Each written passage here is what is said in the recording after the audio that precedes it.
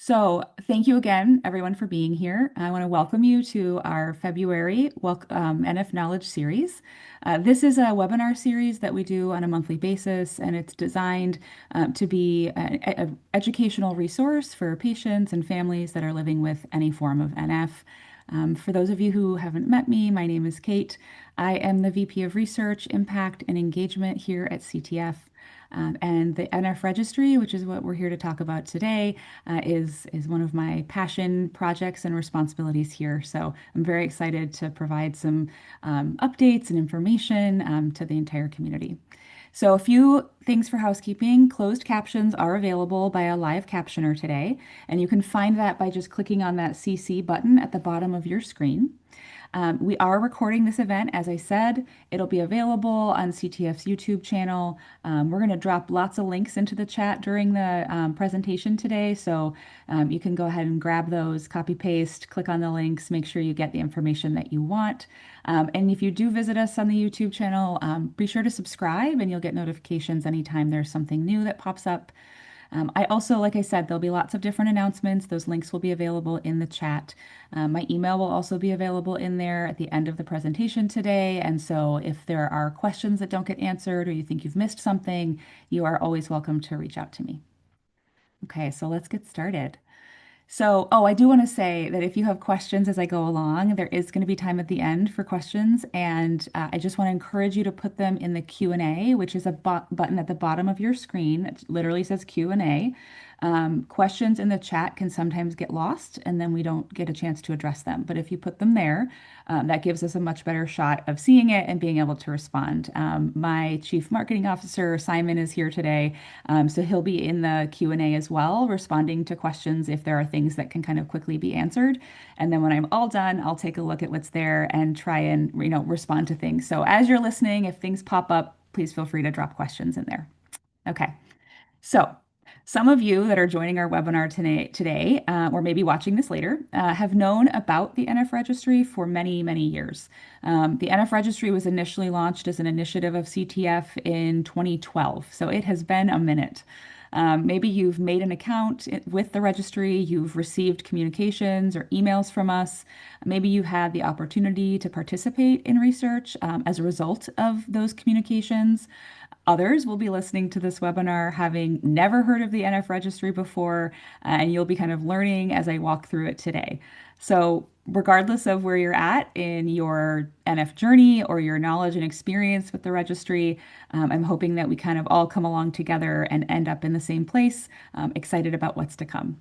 So, I'm going to walk through the history of the registry, our hopes and our plans for its future. And then just quickly as a note, I like to mention before I begin, please know that any time that I use the term NF, I'm speaking collectively about NF1, NF2 related schwannomatosis, sometimes called NF2, as well as all other forms of schwannomatosis. Okay. Perfect. So let's start with a little bit of a kind of setting the stage for what the registry is and why we felt it was so important here at CTF. So the NF registry, like I said, was opened in 2012 as what is called a patient-powered registry.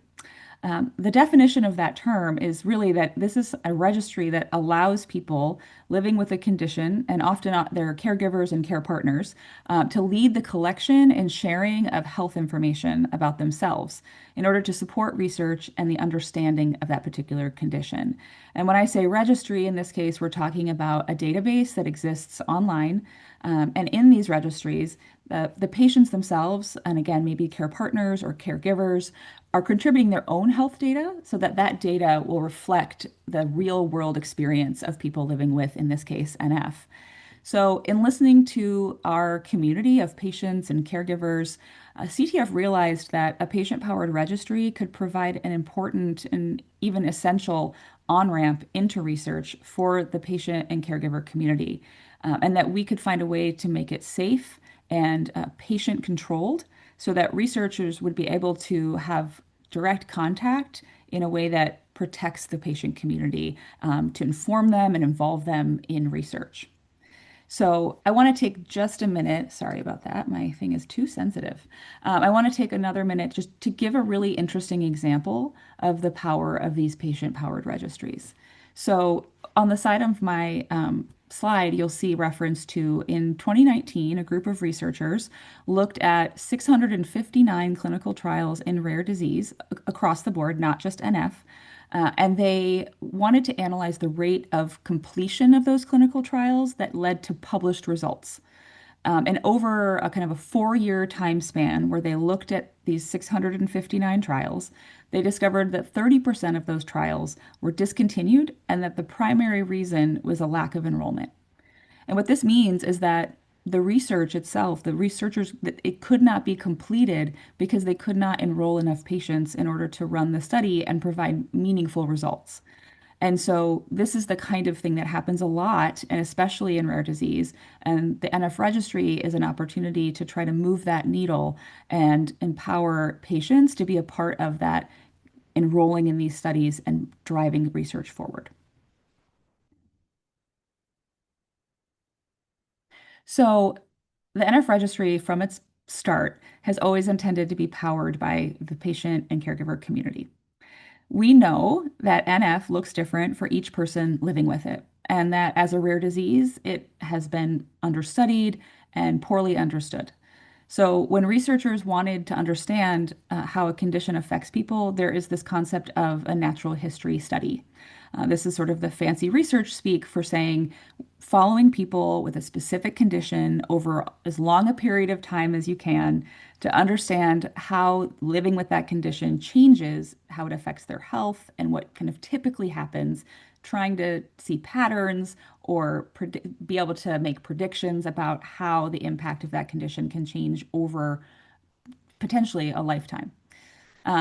Usually, those natural history studies historically are run by researchers or doctors. They're entering specific clinical data over the course of many years. And the really exciting thing about a patient-powered registry is that we aim to have this natural history long-term data, but that relies on patient reporting of their own lived experience. This provides long-term data on how living with NF1, NF2 related schwannomatosis, any form of schwannomatosis really impacts their health, sharing information about how NF affects them that really only a patient or a caregiver could uniquely provide, right? You're the experts on your own lived experience, and we want to be able to capture that to drive research forward in meaningful and high impact ways. Now, so in addition to being designed as a natural history study, the registry was also designed as what we call a contact registry. This is where participants can choose to receive emails in this case because it's all an online database. So, receiving emails about clinical trials, research studies, educational opportunities, or updates. So, when you join the registry, we're going to talk a little bit later about signing what we call a consent. But in addition to that, there's the option that always is up to the individual to choose to receive those communications from the registry itself about opportunities to participate in research. And that's where that contact piece really comes in. So this really, the goal here was to create one fairly simple way for patients and families to play that active role in accelerating that research by just making them aware of the fact that it's happening and that, a researcher is recruiting patients to participate. You would think it would be very easy these days to know when research is happening because of social media and kind of all of the tools at our disposal. And yet, to this day, we still have research that struggles to kind of move forward because of not being able to enroll enough patients. And so that's an issue that the registry is uniquely designed to address. So, I want to talk a little bit about what we've accomplished so far and kind of how we ended up where we are today, because where we're going in this presentation is how I'm going to talk to everyone, talk to you today about the registry. You may be aware, kind of went to sleep in October of this last year, and we're ramping up to launch it in its new home. But before we make that leap, I want to just talk a little bit about all that we've accomplished together because of your participation since 2012.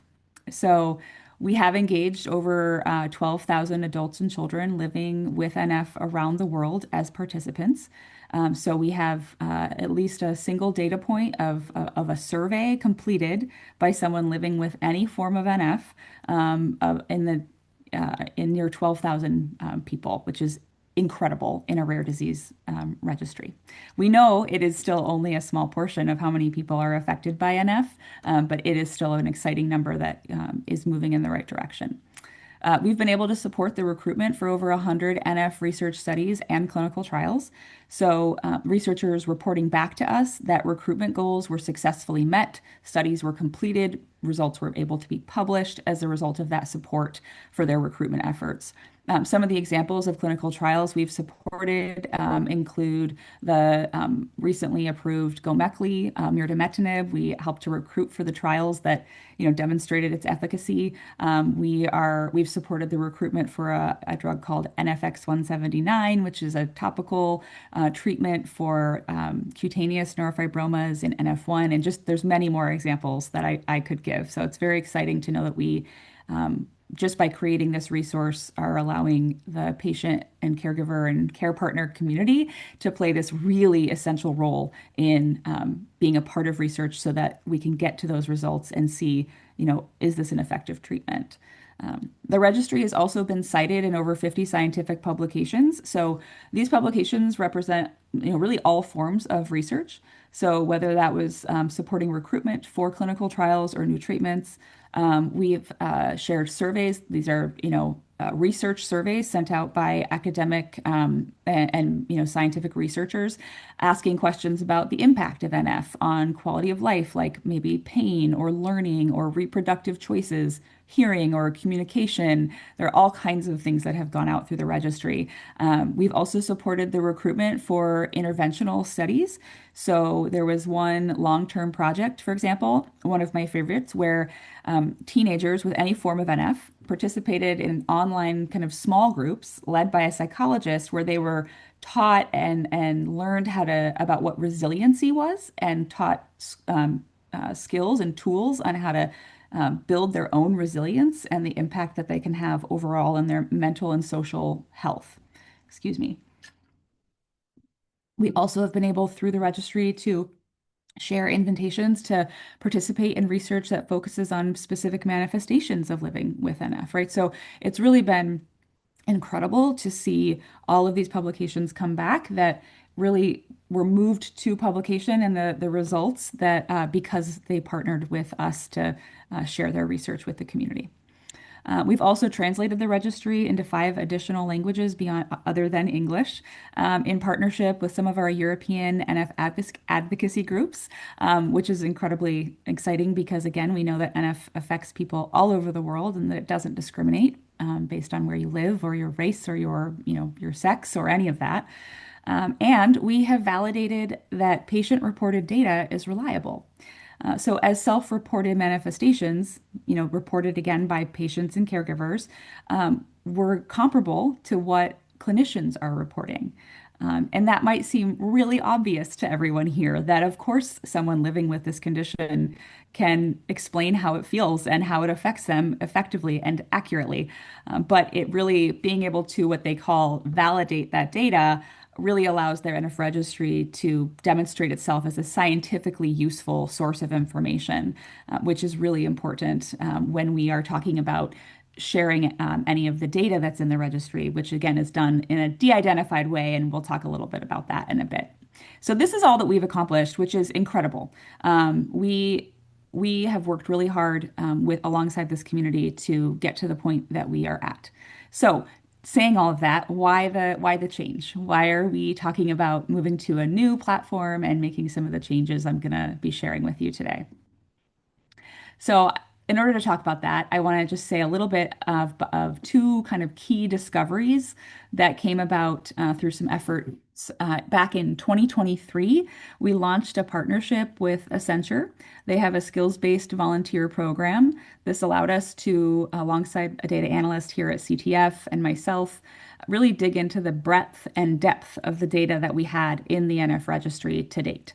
So back since 2012, all the way up, to the current day, we learned a lot of really interesting things, and so many things I could share that are scientifically interesting and were, to explore for future kind of research questions. But for the purposes of the presentation today, I'm going to highlight two key takeaways that really fueled our decision to revamp the registry. So they're going to feel a little bit like maybe some hard lessons learned, but I would say incredibly important lessons for the health and the growth of the NF registry into the future. So first, as the registry grew, like I said, we enrolled over 12,000 individual participants. What we learned through our analysis is that approximately 90% of those people were not what we would consider actively engaged with the registry at the point where we were doing this analysis, which for the sake of this was in October of 2025. That was the kind of the group we were looking at. Now, not actively engaged doesn't mean, forgot they had an account. That does happen as well. But generally, we decided to define engagement as someone that has a valid account. So that includes an email, their consent is current and hasn't been withdrawn, right? And an individual has a valid account and has either submitted a survey in the last 2 years, so 2 years prior to when we did this analysis, or has just logged in to their account at any point in the previous year, right? So using that definition, we found this kind of lack of engagement with the platform.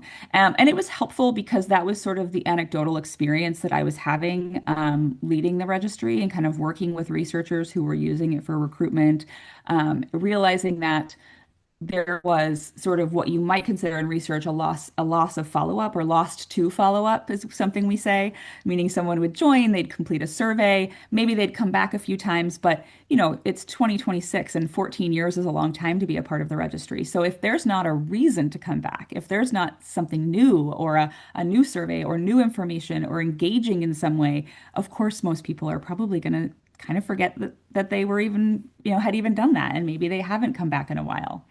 So we learned that, which was helpful to confirm, one of our questions. And it's important because knowing who's engaged and how they're engaged really helps us when we think about doing those recruitments, as well as making sure that we're following best practices for ethical research. And I'll explain more of that in a little bit. But I want to get to our second discovery, which is that we also confirmed that the overwhelming majority of participants only completed a single survey. So this meant that while we had a lot of people participating, which is fantastic and still very important, we weren't successfully collecting that long-term natural history data. And I can't count on all my fingers and toes how many conversations I've had with patients who have said, yeah, I joined the registry and I completed the survey and then I was all done. And that really demonstrated to us that there was a communication breakdown from our side, that this idea that you would come back every year and complete that survey again so that we would get that data at multiple points in time over many years, that was not being communicated effectively. And coming back into the registry and doing the whole entire survey again when maybe nothing or just one thing has even changed as far as how your NF is affecting you, that's a lot to ask of people who have enough going on, I'm sure, right? And so this was really helpful because we were clearly missing something. So people would join the registry and they kind of wouldn't come back very much. So we knew we really want participants to feel like there's value to visiting the registry regularly, and we needed to be giving them that value. We needed to give them that reason, and really improve how we talk about the registry itself. So excellent. So when we realized there was kind of these issues, these key takeaways, we got real serious about what are we going to do about it. And so myself, alongside an incredible group of volunteer patients, caregivers, care partner, clinicians, NF doctors, researchers, pretty significantly sized group of very dedicated volunteers. We decided we needed to really get clear and set some new priorities for the registry. Some of these were new, but many of them were just, let's make sure we're clear on the point of this registry and where we're trying to go with it. So, first, we thought about accessibility and the fact that we needed to prioritize this. So, some examples of how we're moving forward with an increased commitment to accessibility has to do with continuing to provide the registry itself in multiple languages. Now, like we needed to be able to continue to add languages as we move forward. And when we launch on the new platform, I'll talk about that in a little bit again, but it will initially only be available in English because we have made so many really important changes to the registry itself. But we've already begun the process to get things ready for translation into Spanish, Portuguese, French, Italian, and German. The language after all of those will most likely be Mandarin. So we're continuing to be very committed to that piece of accessibility.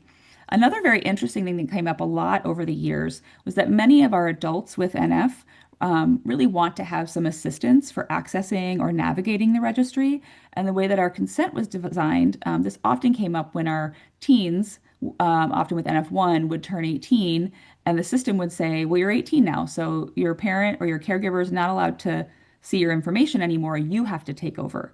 And a lot of our kids, they weren't ready. They didn't want to be or weren't ready to be in charge of everything. So, kind of a simple but important change we've made is that you can have a study partner, and there's a consent process for, being able to have your a care partner in your life assist you with sort of managing the registry or helping you answer the questions. So it's a small thing, but is in response to a real need that we were being told about.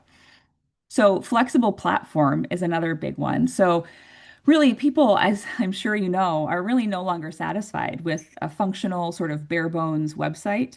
In this day and age, we're all used to really smart, apps and smart websites, and they work on our phones and they work on our laptop. And the registry needs to exist on a platform like that that allows us to pivot as the clinical understanding of NF evolves. So if we need to change the surveys that we're adding questions or updating, existing questions. And we also need to be able to allow participants to edit their information easily. It needs to be intuitive as you're kind of clicking around and figuring out, where you are and how to operate inside the registry. And that really seamless, interactive user experience is becoming more and more important. It is simply not negotiable at this point. So beyond that, we thought a lot about our communications plan. So as I mentioned earlier, we were having this communication breakdown where this idea that our registry was something you would visit frequently, maybe every year, maybe more often, that just wasn't getting through. And so in the past, I realized we really viewed the registry as sort of what we might consider untouchable. It is an IRB approved, which is again, I'm going to explain some of these terms, but essentially, because it's a research study, it's required to follow very strict and serious rules and laws around data privacy and how we treat the participants and their information. And so, in response to that, we really kept it separate from CTF's broader communication efforts. But moving forward, gaining new understanding on how to do it safely and still within those important guidelines, we'll be leveraging the creativity and expertise of the communications team here at CTF in order to talk about the registry and really have like when we launch on the new platform, it's going to be with a really robust, clear communication plan so that people will understand exactly what they're signing up for if they choose to join. Finally, the registry really needs to allow increased return on investment. So for the community itself, for all of you. And when I say that, I think about how often have patients participated in some kind of research only to never hear anything about it again. Maybe you've completed a survey or even gone for an appointment for some kind of scan or exam of some kind, and then that's kind of it, right? I imagine if we were all in a room together and I asked for a raise of hands as to who's had that experience, there would be a lot of hands in the air. There's been a long time expectation in health research that patients and caregivers, they will give us their time, their personal information because we ask and we promise that like someday, this is going to matter, right? But because we believe that participation should be a two-way street, we've strengthened our policies around access to the registry for academics, for researchers, so that participants that are sharing their data and their health experience feel strong and secure in the safety around that. But also we're asking those researchers who are coming to us and saying, I'd like to work with the registry in some way. We're requiring transparency and commitment for both academic and industry partners to ensure that there's going to be a return of that information. There's going to be the results are going to be, written up in a patient-friendly way, and we can directly share that back with registry members and say, hey, you filled out a survey, and it might be 2 years because sometimes the research is slow, but you might have filled out this survey, and if you did, we want you to know that there's been this great publication. Here's a patient-friendly version of that. Really, just continuing to strive toward that back and forth so that we are treating the participants in the registry as equal partners in this research process. And then, most importantly, our priority has to always be empowered patients and caregivers in the community. We need a registry that is not just asking patients and caregivers to spend their time providing that information to us, but that's a dynamic and kind of providing real time and relevant information back to them so that they can see how the registry is impacting NF clinical care and advancing research forward. And as our fearless leader and CEO, Annette, always says to us, at CTF, we want the patients and the families and the caregivers at the table, not just on the table. So we want this community to be a part of the decision making, not just the sort of the participant, the passive participant in the research. And we really believe the registry is one of our best tools to continue to drive that forward. So why the change and why are we going to this place called NORD? IAMRARE. That is the name of it. So the mission of NORD is the National Organization for Rare Disorders is the name of the organization. And their mission is to improve the health and well-being of people with rare diseases by driving advances in care, in research, and policy. And their IAMRARE registry platform currently hosts over 60 registries across the rare disease space. So we're joining kind of a big family of registries. Their platform is agile, meaning it's flexible. It allows us to pivot to meet the needs of the moment. And in a world where science is moving fast, but we want it to move even faster, that flexibility is important. Their website is easy to navigate, and when we launch, there'll be an app that's a part of the deal. And so if you're like, I do everything on my phone, there'll be an app that you can use to register, to complete your surveys. All of that will be kind of easy to use right there on your phone. And really, we felt that their platform was designed to meet the needs of this moment, right? When the expectations of how a website looks and feels really are appropriately high. Participants also are going to enjoy features like real-time access to de-identified data. So I'll show a couple of examples of that in a little bit, but essentially charts and graphs that will show you how, if you've answered a question, a particular question in the survey, you're going to get to see how did others answer that question, right? Other people said, did they say the same thing, or, and get a sense of the rate or the prevalence of maybe a particular way that NF is affecting you in the broader community. So they'll also, you're going to be receiving regular and high impact updates on current research opportunities as well as research results, right? So not just emails inviting you to be a part of research, which are extremely important and will continue to be a part of this, but also information saying, here's what we've learned as a result of some of the research that you may have participated in. So that, again, that back and forth. Another big advantage of moving to NORD's platform is that we're value and mission aligned with NORD. So most of the places we met with and talked to when we were looking for a new host for our registry are for-profit companies, which is fine. But because we are value and mission aligned with NORD, and they are also a nonprofit that's dedicated to advocating for the rare disease community, we're going to be seeing a 90% reduction in costs using their platform, which is incredible, especially when what we're getting in return is something that is above and beyond what we've had previously. We're also gaining the valuable support and collaboration that NORD brings. They have data scientists, clinical research experts, programmers, all of whom are there to support IAMRARE members like CTF. So that means that if we have a problem or a question with our registry, we have a whole team of support to get things the way they need to be. We also join that community of over 60 patient advocacy groups in the rare disease community whose registries are already hosted at the IAMRARE platform. And there are regular conversations and meetings to discuss best practices and innovation in this space. So, what is going to be changing as we move and launch on the new platform? So, first of all, we have updated the protocol and the consent. These are important documents that, again, I'll explain in more detail, but essentially, both of these changes were made to ensure the clarity of purpose of the registry and to ensure that we continue to meet the absolute highest standards of privacy and protection of your data. And so it's very important that we review those documents regularly to make sure that we're not missing anything. As again, as technology continues to advance, we want to make sure that we're staying ahead of that. We're also going to be launching with new surveys for each type of NF. We've learned so much in the last several years. We've had diagnostic updates. We've had a name change for our friends in the NF2 community. So we needed to reflect those changes in our new surveys to make sure that we were asking the right questions. We also learned that, there were times where maybe we were asking the right question, but in a way that was confusing or unclear. So we've really tightened up and worked closely with data scientists to make sure that we're asking things in a way that makes sense and will deliver the kind of data that's most useful for research. So what is not changing? So CTF remains the owner of all registry data, second to the individual participant.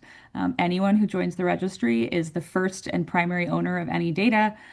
But I say CTF remains the owner to explain that NORD does not have access or is not allowed some kind of ability to go in and mine the data or do anything with the data.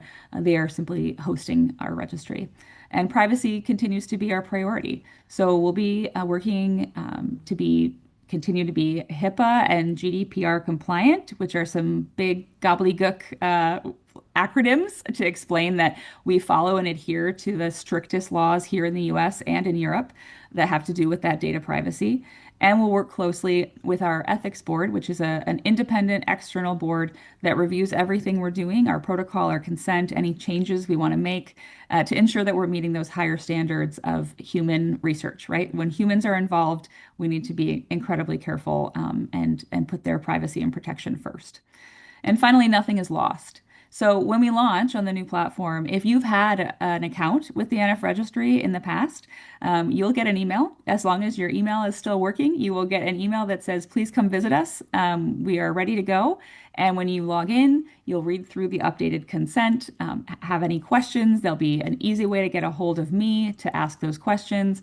And then when you are on what they call the dashboard, like your dashboard, you'll see, oh, there's the survey I filled out 5 years ago or however long ago that I can look at, right? I can review and see that it's still in there. And then you'll have the opportunity to complete the new surveys as well, which is great. So again, you'll get that invitation. If you are not a part of the registry and have never been before, don't worry. We are going to be shouting it from the rooftops and making sure everyone is aware that you can come and check it out and poke around and ask questions and learn about it. So who has been involved in getting us to this point? So I certainly have not done this work alone. All of this has been done in collaboration with our NF Registry Advisory Board, which is that group I mentioned of really incredible volunteers from both the patient and clinical research community. They've given a lot of their time to help guide and shape the future of the registry. It was very important that we have, representation from all forms of NF, from both with our clinicians and with our patient representatives. So we will be launching and kind of like I said, announcing that loudly and proudly and broadly, just in March of 2026, so next month. We had aimed to be launching today in honor of Rare Disease Day, but I just want to be very honest that we want this to be right. We want it to be accurate and ready for everyone, and not a waste of your time, right? We want it, and so my advisory board is working tirelessly to make sure that when we do launch, it's going to be a great experience and it's going to be designed in the way that is best for research and for the community. But we're very excited that we're getting so close. So I think I've used a lot of terms already, and maybe this slide should have been earlier. But I want to just talk a little bit, especially for those who have never been a part of the registry before, and just do some basic kind of what might you expect or what might you think about before considering joining the registry. So the registry is a research study, so there's a lot of terminology around it that is very, of the research world. So protocol is the very clear and very strict description of the purpose of the NF registry. So it describes what the registry is allowed to do and what it is not. So, for example, we can't share your personal information with any outside party, like your personal identifying information. So your name and your email and things like that, right? And that's why opportunities to participate in research as you're a part of the registry will always come directly from me. And my role is the principal investigator, which you'll often heard referred to as the PI. And so we're not going to be sharing your emails with a researcher who can then get in touch with you and invite you to participate, right? The registry is designed to be able to share that information with participants in a way that, unless you decide to respond to that by reaching out to that researcher, that it stops there, right? It's always your choice. The ball is always in your court to decide what you want to participate in, right? And that's part of that consent. So this is a document that explains what a study involves, right? So it explains, and this is what you will read. This will be on your dashboard for you to reference when you join and then anytime after. It includes, again, the purposes, any procedures. It goes over potential risks or benefits, what your rights are. And that's true of any study. So you can decide if you want to participate, and it confirms that joining is completely your choice. And I always like to mention when I talk about you have the choice to participate or not, is that you can always change that as well. You can choose to remove your consent at any time, and there's a clear process for that as well when you visit the registry on how you can say, hey, something has changed, and for any reason, you don't have to explain it. You don't have to say anything at all. You can just say, I don't want to participate anymore. Please remove me, right? And that's all included in the consent to make sure that anyone who's participating understands what their rights are. And lastly, I'll say that the some of these IRB, HIPAA, all these kind of long acronyms I talked about. So IRB is sort of shorthand for we work with an independent ethics board called North Star. And again, this is an independent, completely outside of CTF group of experts. They review research studies to make sure that they're adhering to ethical practices and protecting the participants' rights and safety. And again, HIPAA and GDPR are these very serious laws here in the US and in Europe that have to do with protection of data and privacy that we adhere to at all times. And then again, that advisory board, as I mentioned, is this incredible group of volunteers who have made this work possible and have been a big support to this process. So that's just a little bit of like, as you join, here are some of the terms you're going to see or read or hear about. And if you have questions about anything, you can reach out to us. Again, contact information is on the registry itself. Also, I love to encourage families to talk with your NF doctor, ask questions about, do they know what the registry is? Anything you're curious or worried about, your NF doctor is also a great place to go for that. So here is what you can expect when you join.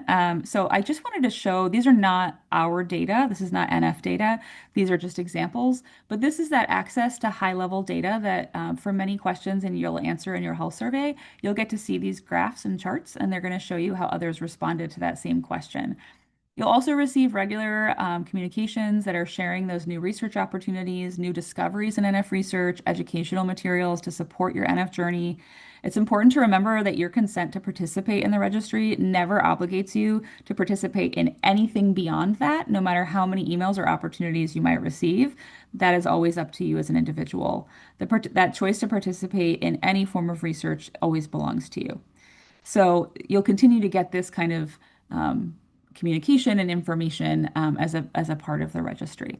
And again, when you join, you'll sign that consent, but you will also have some opt-ins where you can clearly define, I'd like to hear from you about this, but please don't email me. I'm not checking this other box because I don't want to hear about, maybe there's, you don't want to hear about the educational like webinars, but you're happy to hear about if there's a clinical trial, right? So we've really laid it out so that you can have that individual experience and preference for how your experience with the registry goes. So In closing, I want to say that the registry itself is really more than just a database. It's a collective engine for discovery fueled by your lived experiences here in this community. And by considering joining us on this new platform with Nord, you aren't just providing data, you're really ensuring that the patient voice remains at the center of research breakthroughs. So as we look toward our launch in March, I want to invite you to take that seat at the research table with us and consider being a part of this effort.